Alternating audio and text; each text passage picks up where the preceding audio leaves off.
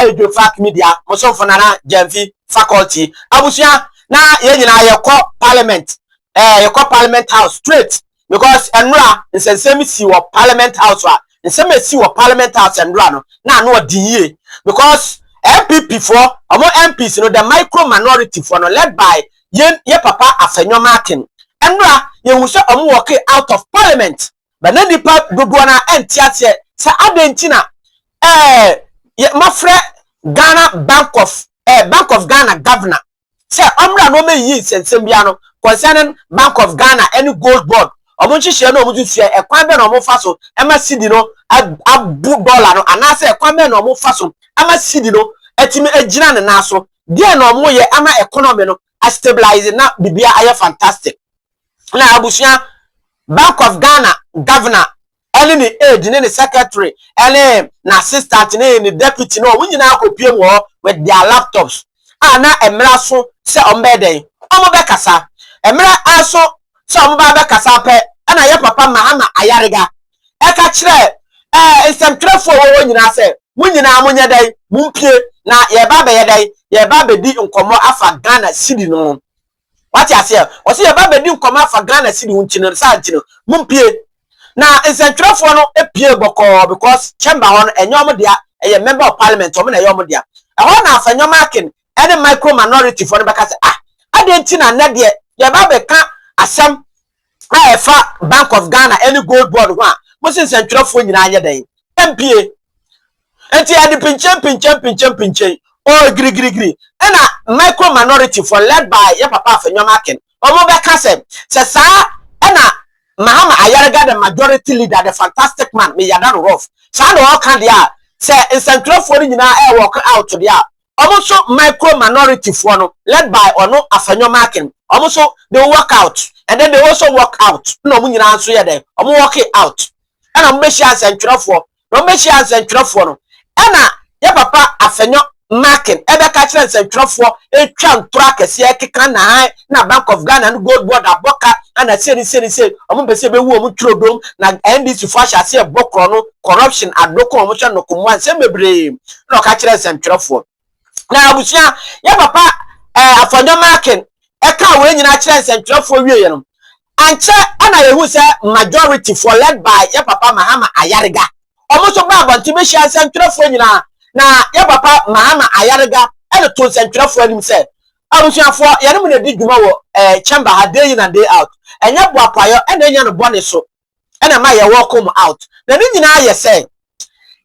ye papa Afenyo Akin a wotiwe si ye ja no se imu fa camera nsisi ne so na yanka Ghana ye sikasem da sidi no ho asem a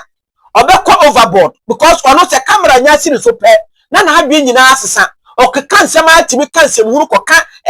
nadodo a wade ne yere da o bed so nyina obetimi aka koka ne bota shots dodo a wode dem nyina ne santini yampa num guase nti ene yasem dwumadia ya ne Bank of Ghana governor bedie biarum yemfa ma abonte ema manse nyina yede anti na emom ye wi a ingredients ne de hia Ghana for nyina yede bela beto abonte nti nya boapayo say yempese ngode cameras bebo na emom Afenyo Akin tia and at the same time say yamfe yi a na se yemakwa ma Afenyo Akin keka ne sem guru bi ni na ade a ebema ye sidi no kura anim be den ebegu ase enti na ye welcome out na nya no bone so abusia mom yakoni enkotie yewura majority leader Mahama Ayariga ni nsem bi a odo tu bia after sem obehia nsɛmtwerɛfo wa bonte na wo chechom se enya boapayo nti na osake wo no mom yakoni enkotie bra. Now let me say something. For today there's no issue. Now if you allow a practice where automatically anybody can drag the central bank governor to this house and before the cameras say whatever they want to say, and the governor says certain things, you know how sensitive any comment by a central bank governor is likely to be in relation to the stability of your currency. So even though this house is trying to make the institutions accountable to the people, you have to do it in a very guarded manner. In a very guarded manner. The idea behind making the governor answerable to Parliament is so that when we need information, we can get it.